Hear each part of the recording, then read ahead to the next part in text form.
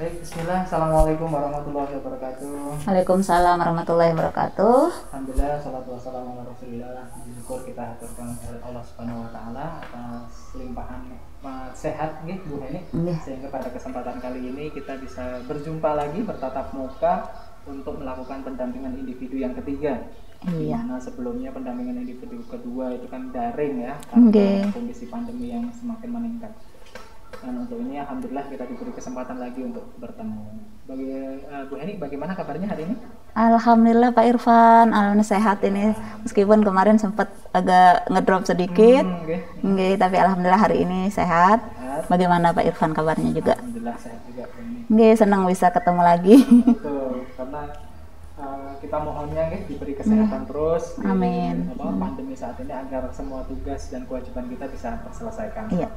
Siap. Bu Heni, mohon izin kita lanjut materi pendampingan individu ketiga. Di antaranya adalah yang pertama tahun refleksi, kemudian ada diskusi tindak lanjut pemetaan karakter murid, kemudian ada diskusi proses terkait visi misi dan program sekolah yang berdampak pada murid. Kemudian ada juga rencana yang akan dilakukan oleh Bu Heni terkait implementasi visi misi dan program tersebut. Dan terakhir seperti biasa kita ada sesi refleksi seperti itu. Nah, mohon izin langsung saja kita masuk pada sesi refleksi untuk pembelajaran 1 bulan terakhir. Kira-kira apa yang menjadi apa saja proses selama 1 bulan terakhir dan apa yang dianggap hal-hal yang sebagai capaiannya seperti itu. Jadi silahkan bisa diceritakan. Ya, terima kasih Pak Irfan. Jadi selama kurang lebih 1 bulan terakhir kita kan sudah mempelajari modul 2.1 yaitu terkait dengan pemenuhan kebutuhan belajar murid melalui pembelajaran berdiferensiasi dan juga modul terkait dengan pembelajaran sosial emosional. Nah, di sini tentunya ini merupakan hal baru bagi kami terkait dengan pembelajaran berdiferensiasi, artinya meskipun kita tidak membeda-bedakan siswa, tetapi kita tetap mengidentifikasi dan memberikan pelayanan sesuai dengan kebutuhan murid tersebut. Nah, jadinya tentunya yang memerlukan kebutuhan yang banyak kita akan dampingi lebih banyak seperti itu, kemudian dengan masing-masing minat yang mereka miliki kita bisa melakukan beragam pembelajaran tentunya, bukan hanya dengan satu cara tetapi bisa dengan apa yang mereka inginkan begitu. Seperti itu, Nah, kemudian capaian tentunya di sini untuk capaiannya alhamdulillah kita sudah saya pribadi sudah mencoba merancang pembelajaran ya yang baik itu sudah memuat RPP berdiferensiasi ataupun yang memuat sosial ekonomi sosial emosional gitu ya. Nah, di sana kami juga sudah mempraktekannya di kelas. Alhamdulillah siswa sendiri sudah merasa antusias karena mereka merasa lebih merdeka ya dengan mengikuti apa yang mereka senangi gitu, belajar dengan apa yang mereka inginkan seperti itu. Jadi kalau biasanya mungkin kita hanya fokus kepada LKS dan hanya mereka langsung bekerja, tetapi di sini mereka bisa berkelompok sesuai dengan temannya yang mereka inginkan dengan caranya yang berbeda seperti itu. Jadi yang saya dapat tangkap adalah Bu ini ya selama 1 bulan terakhir sudah melakukan pembelajaran berdiferensiasi, kemudian melakukan pembelajaran dengan pendekatan sosial emosional ya, sehingga siswa itu antusias ketika belajar, dia merasa senang, merdeka karena apa yang dia inginkan itu ya yang dipelajari seperti itu caranya. Luar biasa sekali. Terima kasih. Kita lanjut ke sesi yang kedua yaitu diskusi tindak lanjut pemetaan karakter. Nah, ini. Nah, selama Bu Heni melakukan pemetaan karakter, apa hal yang menarik? Waalaikumsalam. Repot-repot Bu. Enggak apa-apa. Terima kasih. Apa hal yang menarik yang Bu Heni dapatkan ketika melakukan pemetaan karakter pada siswa? Silakan. Terima kasih. Jadi memang pada hal yang menariknya di sini adalah pada saat melakukan pemetaan karakter di sini, yaitu latar belakang lingkungan belajar serta bakat siswa itu kan masing-masing berbeda, beragam sekali. Nah, di sini dari hasil yang saya peroleh ternyata lebih banyak siswa itu mengatakan bahwa dia itu lebih suka belajar secara berkelompok gitu daripada belajar secara sendiri atau mandiri. Mereka cenderung, tapi semoga ini nilai positif bukan nilai negatif ya, suka bekerja sama artinya membuang kebosanan. Kalau sendiri itu mereka merasa cepat bosan katanya, tapi kalau ini tetapi semoga bukan mengandalkan temannya yang pinter. Biasanya kan karena mengandalkan temannya yang mengerjakan nih, makanya mereka tapi kalau saya lihat dari hasil yang saya lihat, intinya adalah mereka lebih banyak memilih pembelajaran yang tatap muka, kemudian yang kedua pembelajaran yang secara berkelompok, kemudian mempunyai perbedaan cara, baik mereka dibebaskan untuk mendapatkan sumber-sumber lain yang mereka inginkan, seperti itu. Jadinya Bu Heni memetakan bahwa ada siswa yang senang cenderungnya ya, hampir secara umum cenderungnya itu belajarnya berkelompok seperti itu nih. Kemudian juga karena pandemi mereka juga tetap milih, sukanya tetap belajar tatap muka. Oke, terima kasih. Setelah mengetahui hal tersebut ya, ada dua tadi ya, berkelompok sama melakukan tatap muka. Apakah Bu Heni melakukan perubahan pembelajaran yang dilakukan di kelas terkait dengan hasil dari pemetaan tersebut? Bisa diceritakan? Ya, terima kasih Pak Irfan. Jadi dengan adanya melihat hasil dari pemetaan tersebut, karena siswa inginnya belajar berkelompok, otomatis saya mengakomodir kemauan mereka.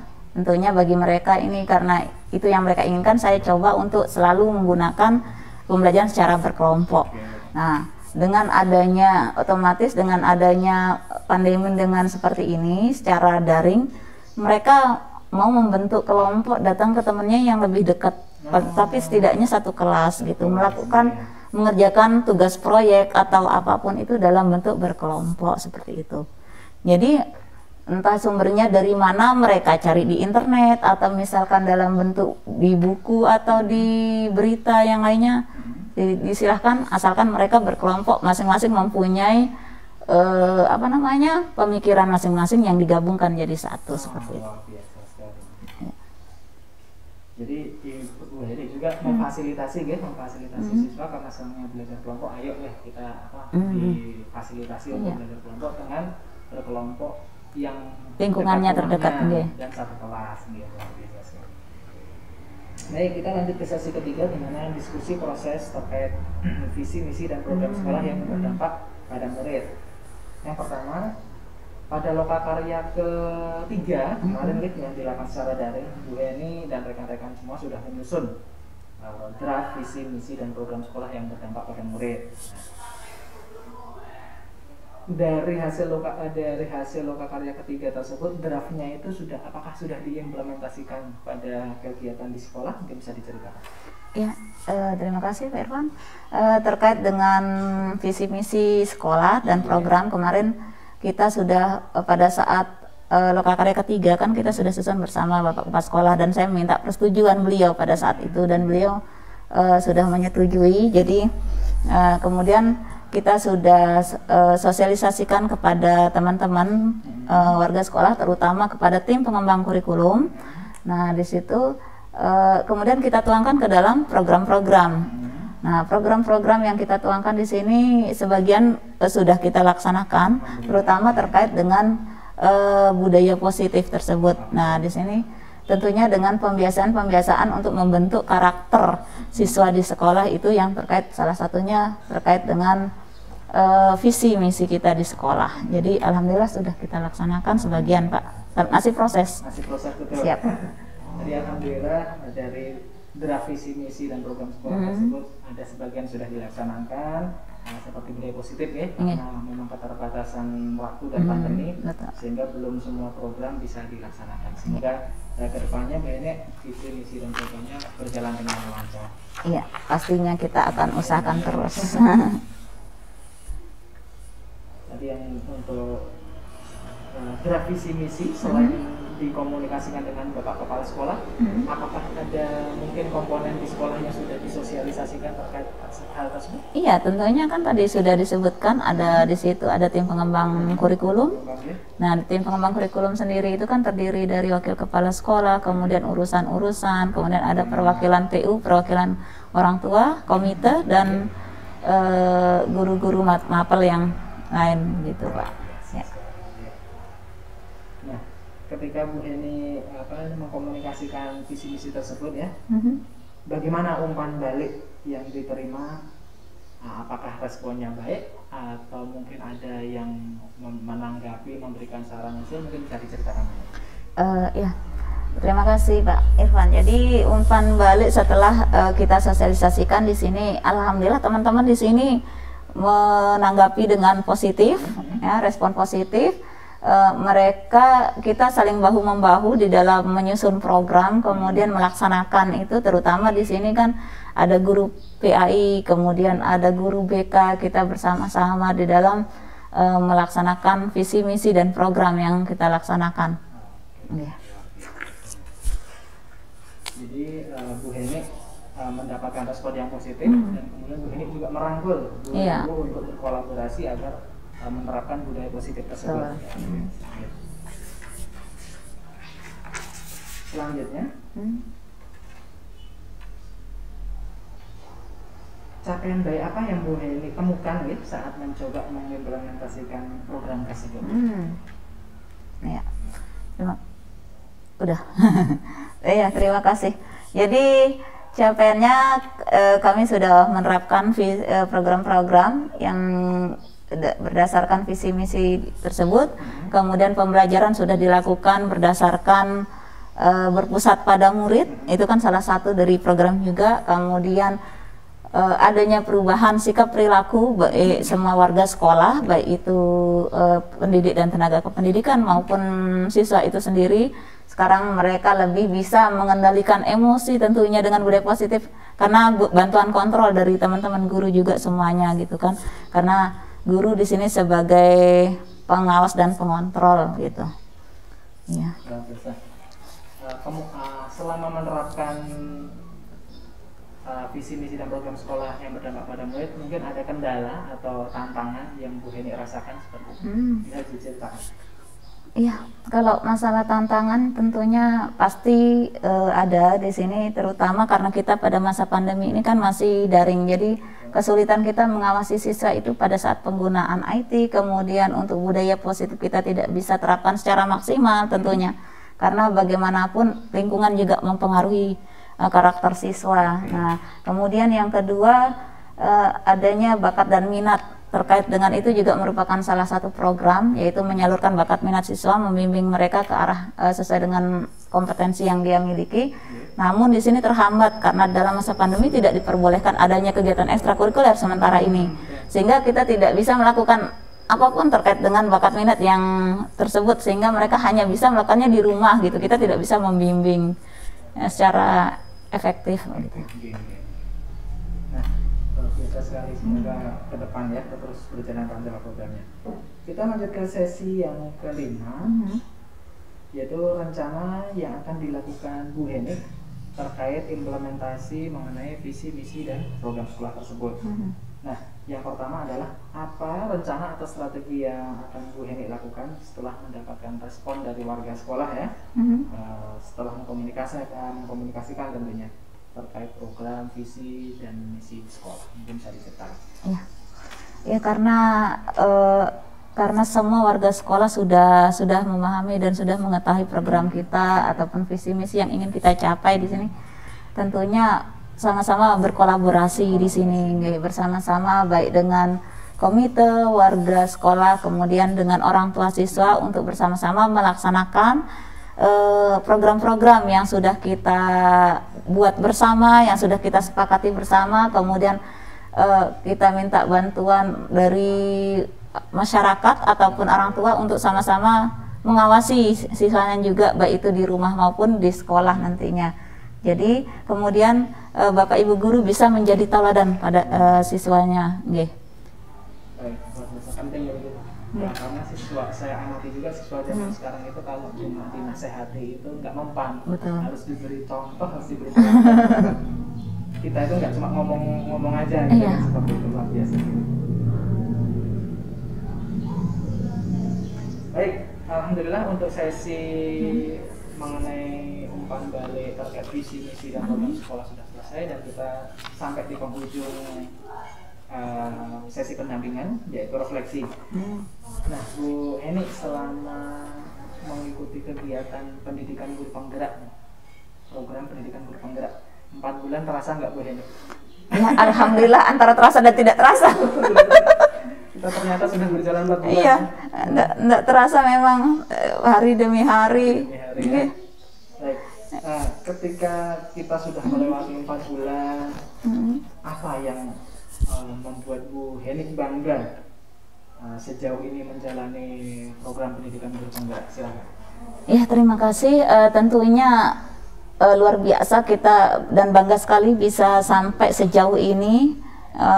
Meskipun di awal kita sudah punya komitmen bahwa kita harus selesai sampai di tahap terakhir begitu. Karena bagaimanapun kalau kita mereview kembali bahwa penyaringannya sangat ketat sekali untuk sampai di sini, jadi itu pun menjadi motivasi tersendiri meskipun dengan banyaknya kendala yang dihadapi, maju terus pantang mundur meskipun seandainya ada kendala-kendala yang mungkin untuk tugas-tugas perlu waktu ekstra, tapi kita usahakan dengan waktu yang terbatas. Luar biasa ini perjuangannya, apalagi Bu Heni sambil kuliah S2, kemudian jadi kurikulum juga luar biasa sekali perjuangannya. Nah, sejauh ini apa pendampingan yang saya pribadi lakukan bisa membantu mengimplementasikan pembelajaran Bu Heni di LMS? Mungkin bisa diceritakan. Ya, terima kasih Pak Irfan. Nah, di sini tadi namanya kita dalam kondisi seperti ini, motivasi itu kan turun naik ya. Setidaknya dengan adanya pendampingan tentunya menjadi lebih termotivasi kembali, yang tadinya sudah down bisa menjadi up kembali. Nah, setidaknya ada penyelesaian, ada solusi, membantu dalam sharing-sharing dan sebagainya jika menghadapi hambatan-hambatan, sehingga bisa dilalui bersama untuk lanjut ke tahap berikutnya. Luar biasa sekali ya. Oke, kita saling berkolaborasi, saling mendukung, kerjasama gitu, semoga biar program ini sukses. Nah, terkait hal-hal yang Bu untuk perbaikan dari saya pada pendampingan di video sebelumnya, Bu Heni mau menceritakan kalau bisa pendamping ikut dalam aksi nyata di kelas, tapi saya pribadi mohon maaf sampai detik ini belum bisa membantu Bu Heni untuk kita bisa berkolaborasi di aksi nyatanya. Nah, selain itu Bu Heni mungkin ada usulan atau saran lagi terkait agar kedepannya saya pribadi bisa menjadi lebih baik dalam melakukan pendampingan, kalau bisa diceritakan. Khusus ke saya pribadi nih Pak, jadinya begini, kalau jujur kesulitan kami di sini memang pada saat pembuatan video memang kan. Nah, di sini karena kami mempunyai handphone yang terbatas dalam arti memori, jadi untuk membuat rekaman itu kan agak kesulitan. Mungkin bisa dibantu dalam IT seperti itu, apalagi mengedit. Kalau pada saat kapasitasnya kecil mungkin kami bisa secara pribadi, tapi terkadang itu kendalanya yang bikin akhirnya lama menyelesaikan tugas-tugas yang berbentuk aksi nyata, bukan pada saat aksi nyatanya di kelas, namun pada saat pembuatan videonya, dokumentasinya itu. Dikomunikasikan saja Bu Heni kapan jadwal waktunya, semoga saya pribadi juga bisa, sehingga insya Allah saya siap untuk hadir membantu mendokumentasikan kegiatan aksinya. Terima kasih banyak Pak Irfan atas kesediaannya. Alhamdulillah untuk sesi pendampingan kali ini sudah selesai dan berjalan dengan lancar. Saya pribadi sekali lagi mohon maaf apabila dalam menyampaikan sesi ini banyak kekurangan. Sama-sama Pak. Saya terus mengingatkan, tetap semangat. Siap. Karena semangat, semoga kita berdoa agar diberi terus kesehatan gitu, sehingga semoga semua tanggung jawab kita bisa diselesaikan. Insya Allah, demi anak bangsa. Betul, luar biasa. Saya akhiri gitu. Terima kasih. Assalamualaikum warahmatullahi wabarakatuh. Waalaikumsalam warahmatullahi wabarakatuh.